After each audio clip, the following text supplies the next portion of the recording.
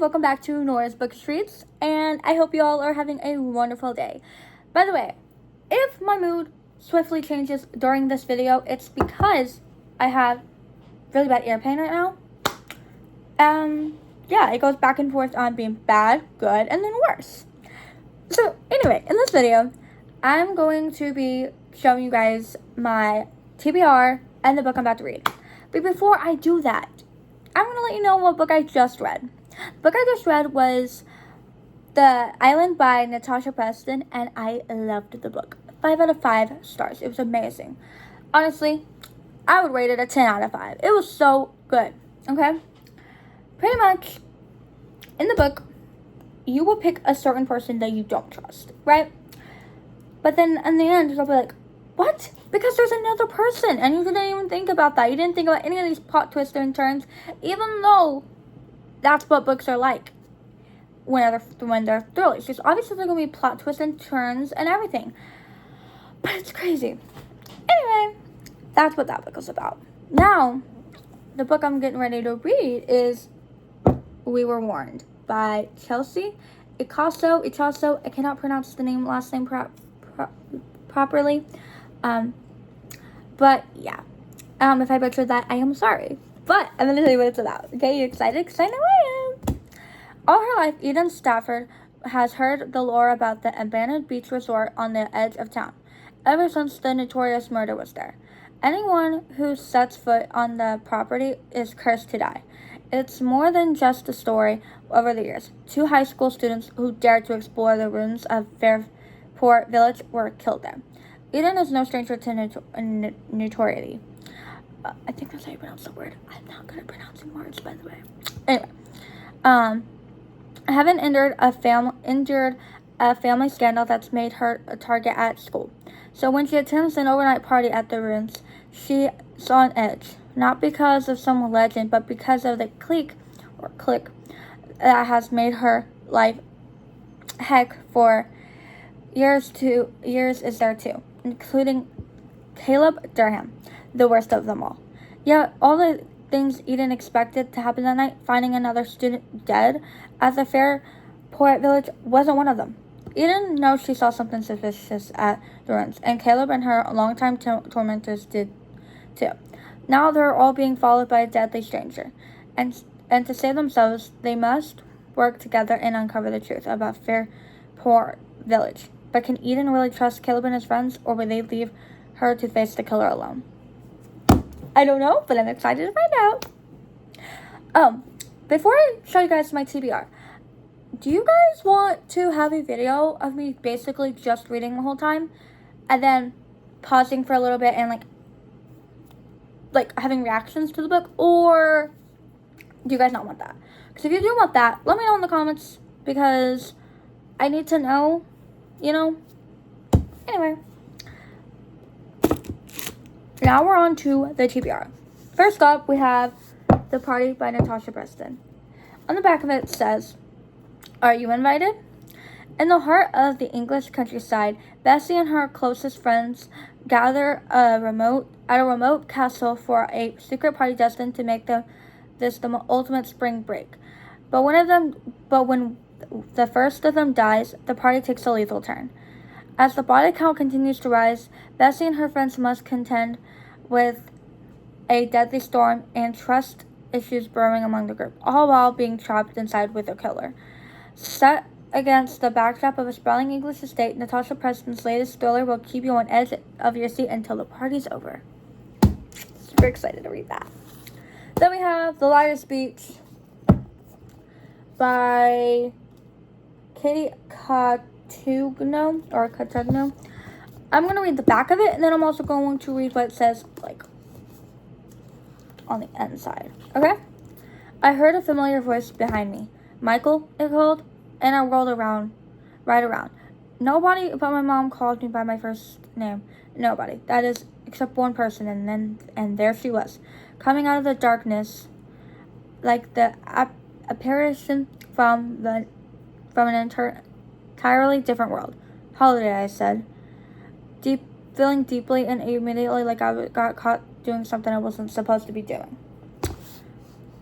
Okay, then on the inside it says, Will the truth come out at Liar's Beach? Michael Linden, or just Linden, to his preppy boarding school palace, what doesn't belong in wealthy, storied Martha's Vineyard. But when his roommate Jasper invites him to spend a night of the end of summer at his family's massive beachfront home, August house, Linden tries his best to fit in. Linden wouldn't call it lying exactly, though it turns out August house is full of liars. Then someone is found unconscious in Jasper's pool, and everyone has something to hide. Jasper, his beautiful twin sister, their older brother, Wells, and their friends. The accident is written off just like that. It just does that. An accident. But then Linden begins to wonder. Enter Holiday Proctor, Linden's childhood friend, the only person on this island who knows the truth about him. There's nothing Holiday loves more than a good mystery, and she's convinced there's a murder on the vineyard. The only question is, who? So, that's what that's about. I'm excited to read it. Then we have Then She Was Gone by Lisa Jewell. Okay. Ellie Mack was the perfect daughter, and then she was gone. 10 years after Ellie's disappearance, her mother, Laurel Mack, is trying to put her life back together when she meets an unexpectedly charming man in a cafe. Before she knows it, she's meeting Floyd's daughters. The youngest, Poppy, takes Laurel's breath away because her eerily precocious Poppy is a spitting image of Ellie. And now the unanswered questions she's tried to put so hard to put to rest begin haunting Laurel anew. Where did Ellie go? Did she run away from home, as the police will have long suspected, or did something more sinister happen? A haunting patron of the sheer perfection. And yeah, I'm excited to read that one too. Okay, then we have Accidentally Amy by Lynn Painter. Isabella Shea is a very honest person, but when she's running late for her first day at her dream job and the barista at her local cafe yells for Amy 3 times with no answer, she does the unthinkable. Izzy takes that pumpkin spice latte. It's the exact drink she ordered and paid for it, just way further ahead in the queue. And she'll accept whatever bad karma is coming for her. She's desperate and very late. But when she turns around and runs directly into the most attractive man she's ever seen, spilling the drink all over his GQ shirt and tie, she ends up having the ultimate meet cute. Karma who? Sparks fly and things feel beyond promising until he says, "See you tomorrow, Amy."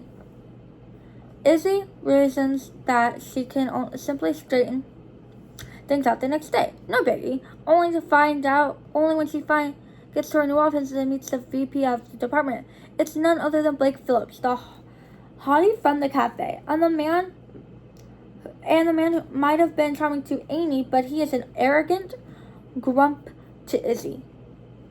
One who does not find her explanation funny at all. But day by day, the attraction simmers to a boiling point, and they'll have to find a way to work together without ripping each other's heads off. Or clothes. Super excited to read that. Okay. And then we have...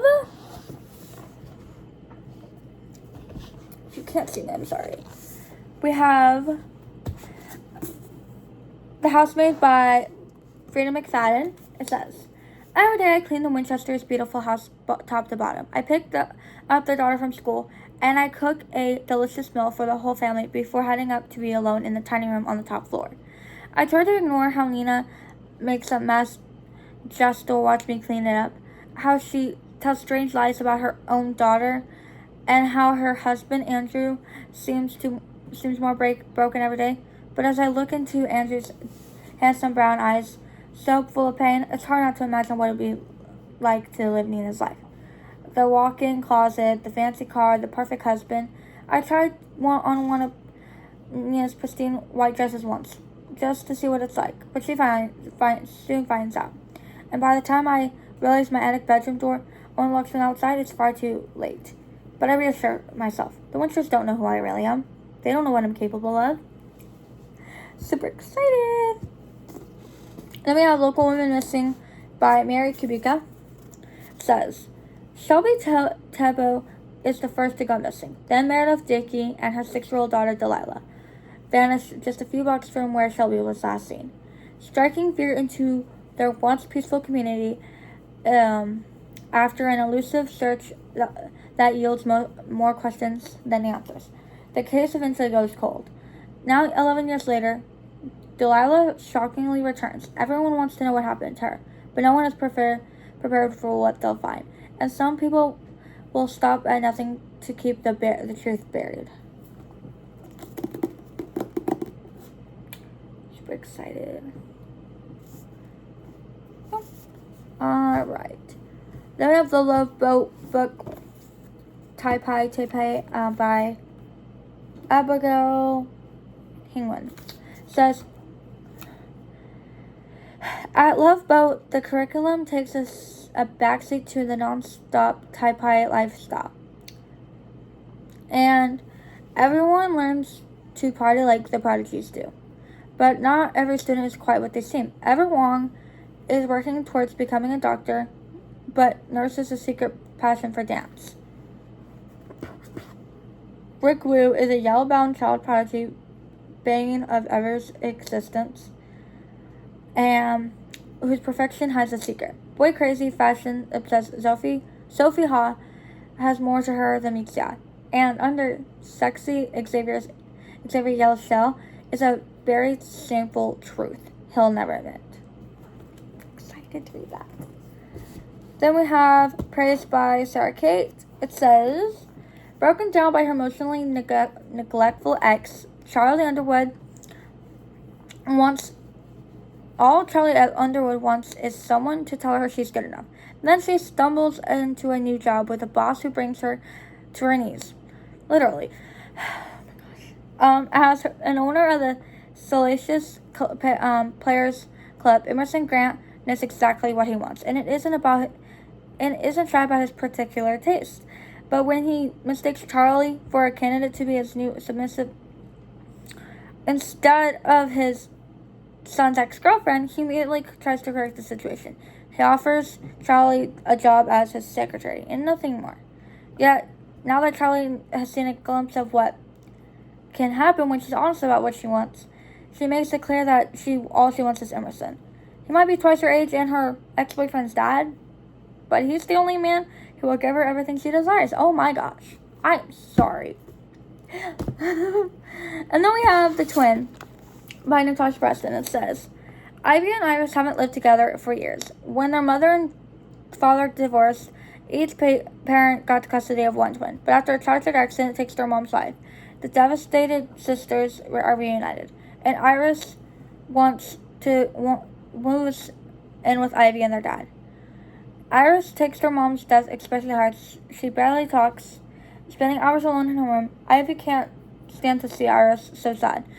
She promised Iris that they can share her life now. After all, they're sisters, twins. It's a promise that Iris takes seriously. And before long, Ivy's friends, her teachers, and even her boyfriend fall under Iris' spell. Soon Ivy begins to think there's something wrong with her twin. It's almost like Iris is out to get her.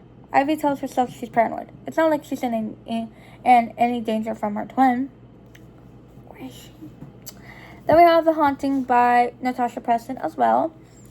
It says, Penny knows she must forget about her ex, Nash, ever since his father was revealed as the brutal serial killer who traumatized their small town last Halloween. Penny's parents have forbidden her to have anything to do with Nash or his family.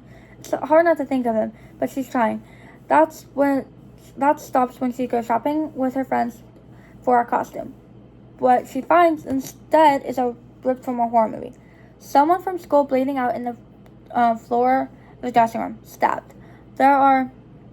People are quick to blame Nash and his sister Grace, but as Halloween nears and the body count rise, Penny can't help but thinking this is a copycat killer. It is someone no one else suspects. Then we have Pumpkin Spice Cafe by Lori Gilmore. It says, a small town spicy romance. When Jeannie's aunt gives her a beloved pumpkin spice cafe in the small Dream Harbor, Jeannie jumps at the chance for a fresh start away from our very dull desk job. Logan is a local farmer who avoids Dream Harbor's gossip at all costs. But when Jeannie's arrival disrupts Logan's routine, and he wants nothing to do with her,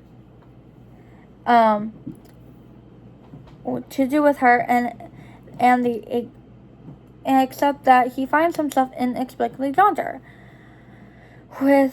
Will Jeannie's happy-go-lucky attitude win over the grumpy but gorgeous Logan, or has the seagull finally found the person in town who won't fall for her charm or her pumpkin spice lattes? And that is the last book. I hope you all enjoyed this video. Bye.